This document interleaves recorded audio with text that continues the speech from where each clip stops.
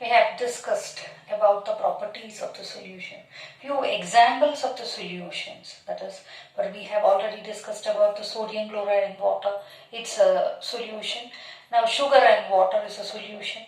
Now another example, suppose crystals of iodine, when it is dissolved in alcohol, which is called tincture iodine, that is another example of a solution. Now, it is not necessary that solute particle should be a solid itself. Aerated drinks, that is carbon dioxide which is dissolved in water, which is called an aerated drink. Here carbon dioxide is a solute and water is a solvent, and carbon dioxide, that is the drink soda water, which is called a solution.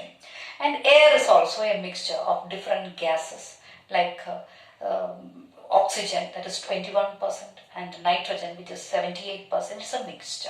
So the examples of some solution. Now we will discuss about the concentration of the solution. Now what does mean by the concentration? Suppose you take 3 beakers, an equal amount of water, 100 ml of water in 3 beakers.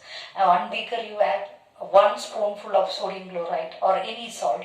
Second beaker, that is 2 spoons of any salt, and the third beaker another 3 spoon or 4 spoons of salt is added and dissolved it. And which solution is more concentrated? You know that the third beaker will be of more concentrated because 3 or 4 spoons of salt is added in the third beaker.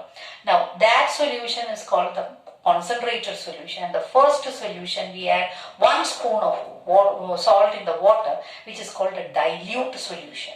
And the second one is more concentrated than the first, and the third one is the most concentrated, that is the most concentrated solution. Now that is dilute solution and concentrated solution we discussed. Now what is meant by a saturated solution? At a given temperature, maximum amount of the solute that can dissolve in a solvent, which is called a saturated solution. Now the concentration of the solution can be expressed in different manner. That is, mass by mass percentage can be calculated. Mass of the solute by mass of the solution into 100, and mass by volume percentage can be calculated. Mass of the solute by mass of the volume of the solution into 100, and volume by volume percentage is calculated by volume of the solute upon volume of the solution multiplied by 100. And this way you can express the concentration of the solution.